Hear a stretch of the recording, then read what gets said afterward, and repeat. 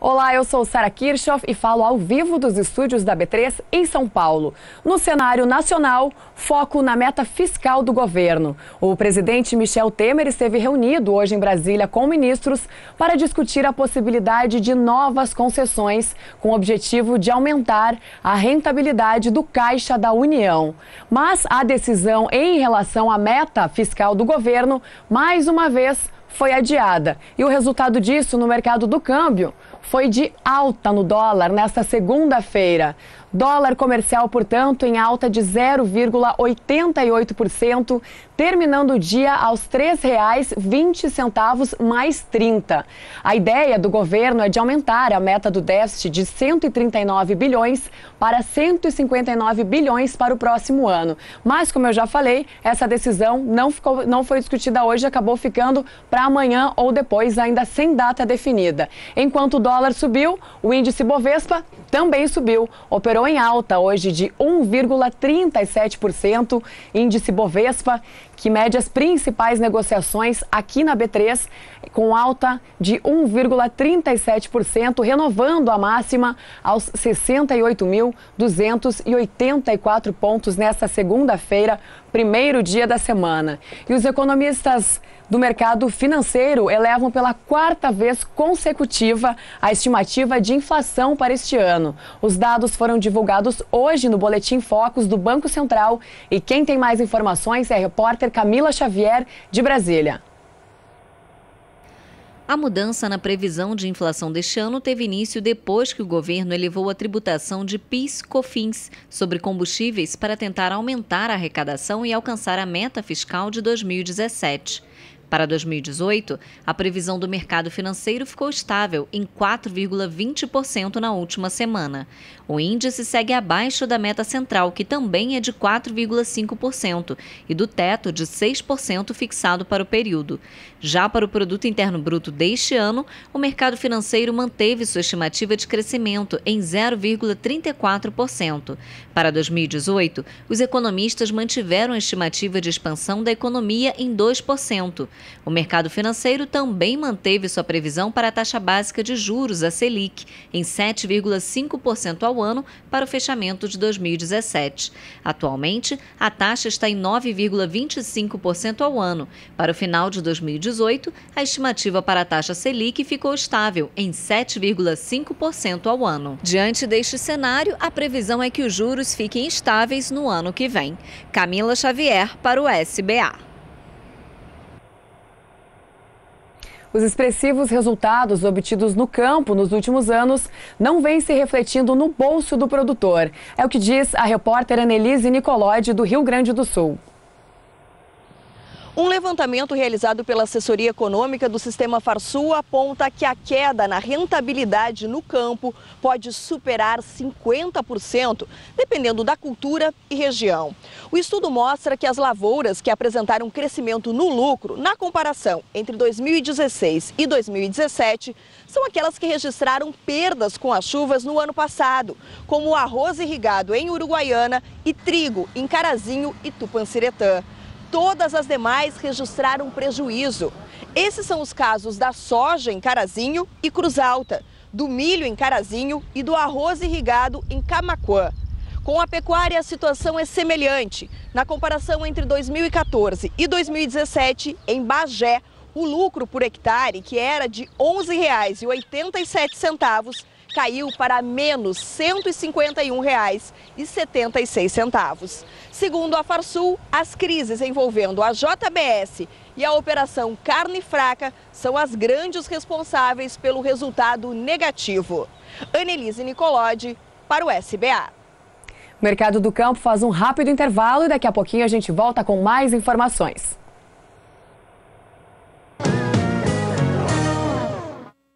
O Mercado do Campo está de volta, falando ao vivo dos estúdios da B3 em São Paulo.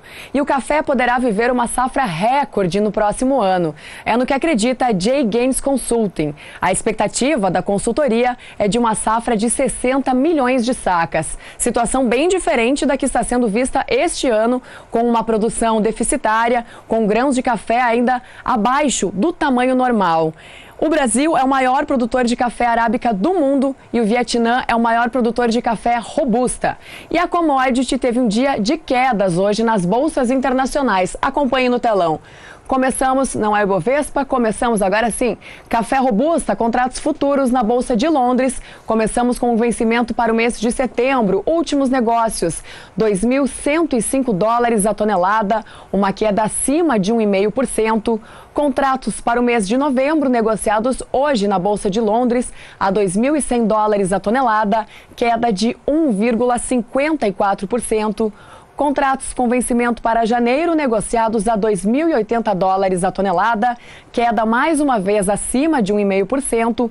E contratos para março do ano que vem, a 2.069 dólares a tonelada, queda de 1,56%. Do café robusta, vamos para o café arábica na Bolsa de Nova York. Começando mais uma vez com os vencimentos para o mês de setembro. Últimos negócios para esse vencimento, negociados, portanto, hoje na Bolsa de Nova York, a $1,36 por libra-peso, uma queda de 2,38%. Contratos com vencimento para dezembro a $1,40 por libra-peso, queda de 2,32%. Contratos para março do ano que vem, negociados na Bolsa de Nova York a $1,44 ou centavos por libra-peso, queda de 2,30%. E contratos para maio do ano que vem a $1,46 por libra-peso, mais uma queda significativa, dessa vez de 2,27%. Da Bolsa de Nova York, vamos para a Bolsa Brasileira. Café na Bolsa de Londres, começamos com os contratos para setembro, últimos negócios. O cacau aqui, desculpa. Agora sim, não, cacau novamente. Café BMF, agora sim. Café BMF negociado aqui na B3, contratos para setembro. De acordo com o ajuste atual agora, o vencimento para setembro a 162 dólares e 55 centos a saca. Queda também acima de 2%, 2,66%. Contratos negociados para o mês de dezembro a 168 dólares e 65 centos, queda de 2,40%. Contratos para setembro do ano que vem, negociados aqui na B3 nesta segunda-feira a 178 dólares e 5 centos a saca.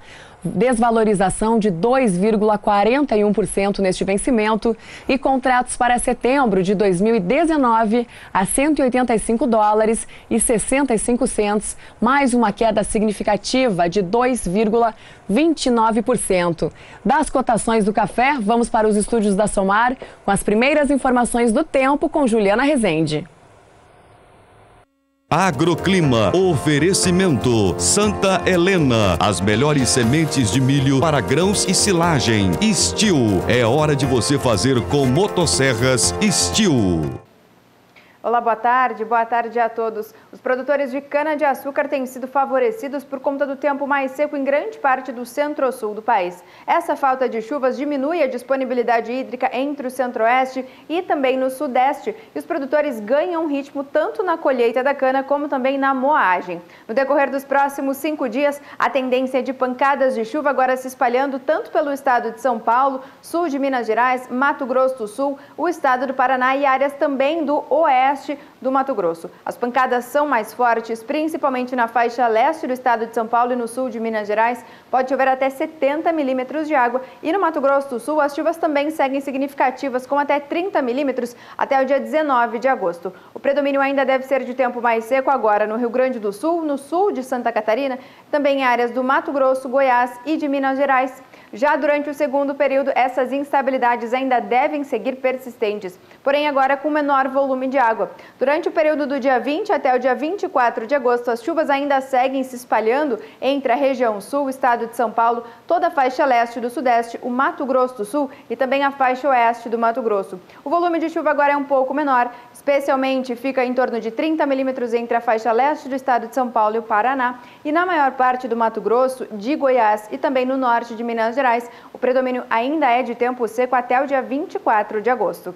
Durante o terceiro período, essas instabilidades agora perdem força em grande parte do centro-sul do país e somente seguem concentradas entre o Rio Grande do Sul, Santa Catarina e nas áreas mais ao sul do Paraná. O volume de chuva fica entre 15 até 30 milímetros em grande parte da região sul. Isso ocorre pelo menos até o dia 29 de agosto. O predomínio volta a ser de tempo mais seco na maior parte do centro-oeste e de sudeste, e isso acaba favorecendo principalmente os produtores de cana-de-açúcar, que devem agora poder seguir avançando com as atividades no campo, especialmente a colheita da cana-de-açúcar e também a moagem.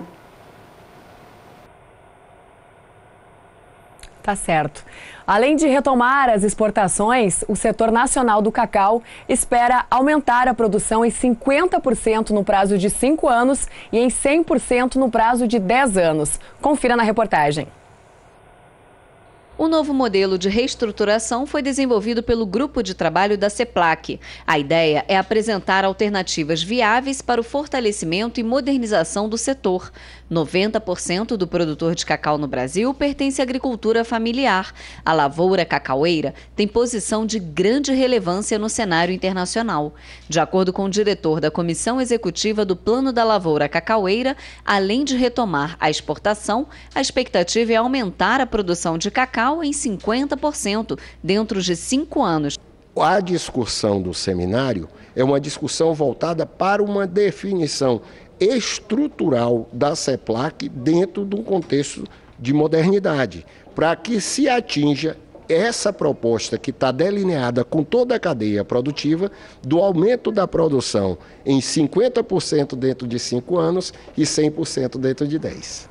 O seminário servirá para reforçar a cadeia produtiva, rumo à retomada do crescimento da cacauicultura brasileira. Camila Xavier, para o SBA.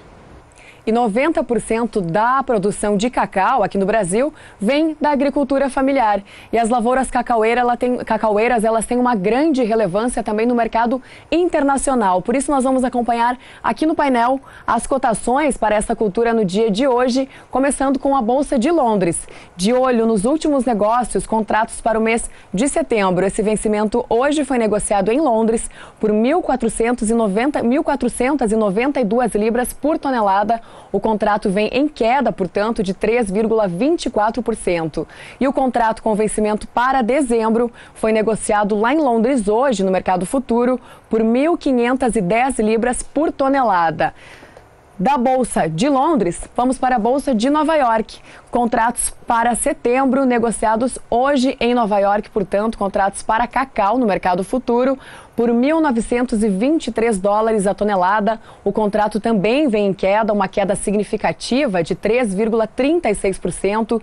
Contratos para o mês de dezembro a 1.920 dólares a tonelada, uma variação também negativa de 2,88%. Contratos para março do ano que vem, negociados lá na Bolsa de Nova York por 1.938 dólares a tonelada. A queda é de 3,05%. E contratos para maio do ano que vem por 1.953 dólares a tonelada, mais uma queda, dessa vez de 3,02%. O mercado do campo faz mais um rápido intervalo e daqui a pouquinho a gente volta com as cotações do milho e da soja na Bolsa de Chicago e também aqui na B3. Não saia daí.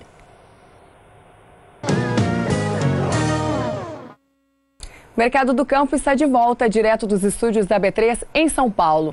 Passada a euforia da divulgação do relatório do Departamento de Agricultura dos Estados Unidos de oferta e demanda, o milho começou o dia em baixa na Bolsa de Chicago, mas conseguiu buscar uma recuperação ao longo do dia, terminando em alta. Acompanhe no telão. Milho no mercado futuro na Bolsa de Chicago. Começamos com os vencimentos para setembro. Últimos negócios. 3 dólares e 62 centes por bushel, uma alta de mais de 0,5% no contrato para setembro. Contrato para o mês de dezembro, negociado lá na Bolsa de Chicago a 3 dólares e 76 centes ou centavos por bushel, alta de 0,40%. E contratos para março do ano que vem por 3 dólares e 88 centes por bushel, alta de quase 0,5% também neste vencimento. Da Bolsa de Chicago, já vamos para a Bolsa Brasileira. Milho negociado aqui na B3, de olho no ajuste atual. Nacional. Contrato com vencimento para setembro, negociado hoje por R$ 27,36 a saca. A alta é de 0,81%. Contratos para o mês de novembro a R$ 28,33 a saca, variação positiva de 0,32%. Contratos para janeiro do ano que vem por R$ 30,34, alta de 0,33%, e contratos para março do ano que vem por R$ 31,70 a saca, uma alta mais significativa de 1,60%. Já a soja reagiu de maneira diferente. Ela foi impactada principalmente pelo tempo lá no meio oeste dos Estados Unidos, que foi mais ameno no fim de semana, e tem previsão de chuva também para as regiões produtoras norte-americanas. E com isso, a soja operou em queda na maior parte dos contratos hoje, é o que a gente acompanha aqui no telão. Vencimento para o mês de agosto, negociado a $9,25 por bushel, queda de 1,06%. Contratos para o mês de setembro a $9,32 por bushel, queda de mais de 0,5%. Contratos para novembro a $9,38 por bushel, queda de 0,82%. E contratos para janeiro do ano que vem a $9,46 por bushel, a queda é de 0,78%. Da soja em Chicago, já vamos para a soja brasileira, negociada aqui na B3. Começamos com os contratos para o mês de setembro. De acordo com o ajuste atual, esses contratos foram negociados hoje aqui na B3 pelo valor de $20,56 a saca, com alta de mais de 0,5%. Contratos para o mês de novembro por $20,68, queda de 0,72%. Contratos para janeiro do ano que vem, no valor de $20,87 ou centavos a saca, queda de 1,60%. E contratos para março do ano que vem, negociados aqui na B3, hoje, segunda-feira, por $21,05 a saca, a queda é de 0,75%. Mercado do campo, mais uma vez, vai para os estúdios da Somar, com informações do tempo para todo o Brasil. Agroclima. Oferecimento Steel. É hora de você fazer com motosserras Steel. Durante os últimos dias, as pancadas até voltaram a se espalhar em áreas da região norte, mas as chuvas foram fracas e os acumulados foram baixos e não tiveram potencial para elevar os índices de umidade do solo. A umidade do solo ainda segue mais baixa, especialmente nas áreas em vermelho do mapa, tanto nas áreas mais ao sul da região norte e também no interior da região nordeste. No decorrer dos próximos 5 dias, a tendência ainda é de tempo mais seco em grande parte da metade norte do país, especialmente nas áreas mais claras do mapa. Algumas pancadas ganham força agora, principalmente no estado de Roraima, pode chover até 30 milímetros, e as chuvas ainda seguem concentradas tanto na faixa oeste da região norte, no extremo norte do país, e algumas pancadas mais fracas ainda ocorrem no litoral da faixa leste do nordeste. Já no decorrer do segundo período, essas instabilidades ainda seguem concentradas na faixa mais a oeste da região norte, mas agora essas chuvas perdem cada vez mais força. Os acumulados ficam baixos e não ultrapassam os 5 milímetros. Já na faixa leste do nordeste, as chuvas agora se espalham um pouco mais por toda a costa leste nordestina, mas as pancadas mesmo assim ainda seguem fracas e com acumulados que ainda não passam dos 5 milímetros. Já no decorrer do terceiro período, até o dia 29 de agosto, as chuvas ainda seguem persistentes na faixa oeste e no extremo norte do país, e também na faixa leste do nordeste, que agora ganha até um pouco mais de força e pode chover até 30 milímetros durante este período, tanto no interior como do nordeste e também nas áreas mais ao sul da região norte. A tendência ainda é de tempo firme e com falta de chuvas. Então, durante as próximas semanas, as pancadas concentradas tanto na faixa oeste como também no extremo norte do país seguem garantindo condições de umidade do solo favoráveis para os pastos. Agora, na faixa leste nordestina, as pancadas de chuvas frequentes ainda garantem boa disponibilidade hídrica para o crescimento das pastagens. Maior morosidade nas vendas de grãos nacional acaba refletindo no mercado global. Esse é o comentário de hoje do jornalista Antônio Resch. Olá, é um fato curioso. As principais tradings agrícolas, as grandes, né? Bunge, ADM e outras, tiveram prejuízo aí no último trimestre. E quem causou esse prejuízo ou fez com que o ganho dessas empresas fosse menor foram justamente os produtores de grãos brasileiros. Por quê? Os produtores de grãos brasileiros, nos primeiros meses do ano, ficaram no aguardo, venderam muito menos milho e muito menos soja. E isso acabou afetando o rendimento, né, a lucratividade dessas grandes tradings mundiais. Essas são as maiores do mundo, 4 ou 5 empresas. E por que o produtor não vendeu? Ele não vendeu, agora já está vendendo mais, mas ele não vendeu no aguardo de cotações melhores para os seus produtos. Em alguns casos até aconteceu, na soja especialmente acho que mais do que no milho. Então, você veja a importância do cinturão produtor brasileiro, afeta já tradings mundiais. O Brasil já tem uma participação tão grande no mercado de grãos, soja e milho, que pode afetar até o resultado de grandes empresas multinacionais. Até o próximo boletim. Obrigado. Até o próximo boletim, Antônio Resch. E o tema agricultura de precisão é assunto na Comissão de Agricultura em Brasília. Quem tem as informações é a repórter Camila Xavier. A agricultura de precisão é um conjunto de ferramentas e tecnologias que possibilita ao produtor conhecer toda a área para cultivo de maneira mais completa e que pode ajudar a aumentar o rendimento em até 67%, além de ser uma maneira racional de produzir alimentos com sustentabilidade e competitividade. É uma nova forma de você fazer a gestão do sistema de produção agrícola. Você, através de algumas ferramentas e alguns procedimentos acessíveis ao pequeno, médio e grande produtor, ele pode identificar como que os fatores de produção, o solo, a planta, o clima, variam no espaço e ao longo do seu tempo. E de posse dessas informações, o produtor ou o técnico, ele pode tomar algumas decisões quanto à realização de determinadas práticas agrícolas.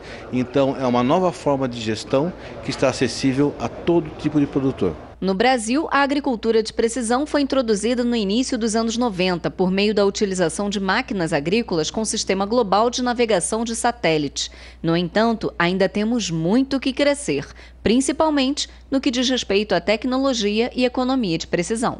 A deputada Tereza Cristina, responsável pelo encontro, destacou a urgência do Brasil em utilizar novas tecnologias em busca do desenvolvimento sustentável. Nós temos desafios de estrutura, por exemplo, a conectividade no campo precisa melhorar, a capacitação das pessoas, enfim, vários desafios que precisa vontade política para resolver.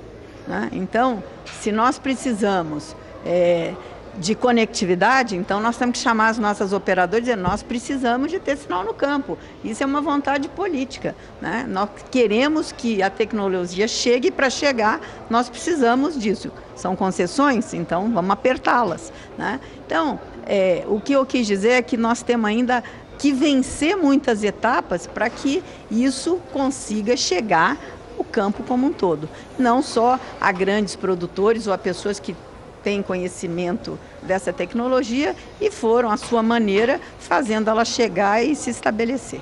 Camila Xavier para o SBA. O problema da sucessão familiar no campo vem sendo contornado cada vez mais pelo uso frequente da tecnologia. Pensando nisso, o programa Empreendedores Sem Fronteiras começou a levar este ano jovens brasileiros para os Estados Unidos e ainda estudar na universidade considerada referência mundial no agronegócio. Acompanhe mais detalhes na entrevista do jornalista Walter Pulga Júnior com o diretor executivo da AgroBravo, Júlio Bravo.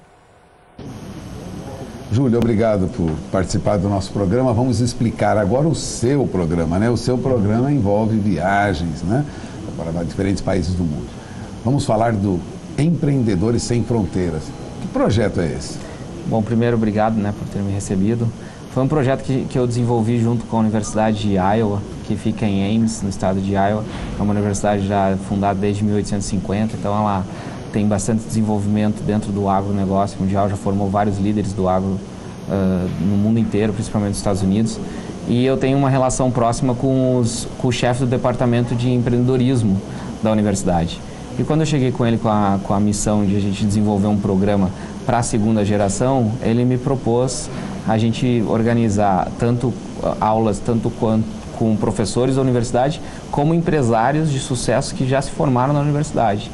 Empresários do ramo que são produtores de sementes, são diretores de fundos de investimentos ou presidentes, enfim, né? Empresários e estudantes brasileiros conhecem, então, essa atividade nos Estados Unidos. Exato, exatamente. Agora, você faz um caminho inverso. Você também traz para o Brasil empresários e estudantes interessados em conhecer o agronegócio brasileiro. Exato. Quer dizer, faz daqui para lá e de lá para cá? Exato. O Brasil é hoje uma grande potência do agronegócio global, né? Ele é responsável por alimentar a China, assim como os Estados Unidos o fazem, né? Então tem muita gente interessada em conhecer o Brasil. Não existe muita informação que sai de dentro do país em idiomas estrangeiros. Então esse pessoal gosta de vir para cá para entender realmente quais são os nossos desafios. Hoje, dentro do desafio do agricultor, da porteira para dentro, ele sabe como faz. Agora, da porteira para fora, tem muita coisa para ser desenvolvida. Então, esses fundos de investimento, esses bancos de investimentos, empresários do agro que já estão lá nos Estados Unidos já há anos desenvolvendo negócios, vêm para o Brasil conhecer realmente a estrutura e de que forma eles poderiam participar e se podem participar, né? Bom, você acaba de voltar dos Estados Unidos com um grupo de estudantes. Exato. O que esses estudantes fizeram lá? Foi um grupo de empreendedores de 4 estados diferentes. Foi um grupo familiar e teve outras pessoas que participaram do programa. Nós, junto com a Universidade de Iowa, novamente, a gente desenvolveu esse programa que chama Empreendedores Sem Fronteiras. De que forma essa segunda geração pode empreender sem desfocar do agronegócio? Dentro da cadeia do agronegócio existem várias coisas que podem ser feitas. E eu acredito que a nossa geração, a segunda geração, ela pode desenvolver novos negócios, novos métodos para ajudar a primeira geração. Então, dentro da universidade lá, nós escutamos o diretor de commodities da Bolsa de Cereais de Chicago. Ele veio e deu uma aula de como que chegam nos valores, nos preços, como que faz, de que forma fazer hedging. Essas informações foi muito interessante, porque tem, às vezes, essa segunda geração por estar um pouco distante do negócio e não sabe como faz, e o pai não tem tempo de explicar, ou não quer explicar, ou está trabalhando, ou, né, várias coisas. E aí veio também fundos de investimentos, vieram falar para nós como que essa segunda geração poderia estar preparada para receber fundos estrangeiros. Deram bons exemplos do que estão fazendo na África, do que estão fazendo na China, porque os americanos investem na China desde a década de 90. Mas visita também a propriedades americanas, né? Isso, visitamos o principal produtor de semente dos Estados Unidos hoje, que é a Stein Seeds. Ele é responsável por 2/3 dos royalties da produção de soja dos Estados Unidos. Ele está listado na Forbes como um dos bilionários do agronegócio. Ele mesmo nos recebeu, ele que fez questão de ir para o campo conosco. Mas é uma experiência para o brasileiro. Foi tremendo, assim. Até eu estava com um dos diretores do grupo lá, falou, nossa, que recepção de um dos grandes grupos do Mato Grosso, que recepção fantástica, que coisa linda de se ver. Agora, esse projeto, você contava agora há pouco, nasceu de um pedido de produtores do Mato Grosso. Exato, foi um conjunto de informações, sim. Teve empresários de vendedores de máquinas, teve empresários produtores, empresários de representações de insumos, que falaram, meu filho não se interessa por um negócio, como que eu faço para ele se interessar? Será que teria algum programa que eu poderia... Daí eu comecei, junto dentro da minha rede de relacionamento, comecei a pensar de que forma poderia ajudar. Aí... Tá certo, você acompanhou então a entrevista com o Júlio Bravo, diretor executivo da AgroBravo. O Mercado do Campo de hoje fica por aqui. Amanhã a gente volta às 5h35 da tarde, horário de Brasília. Até lá!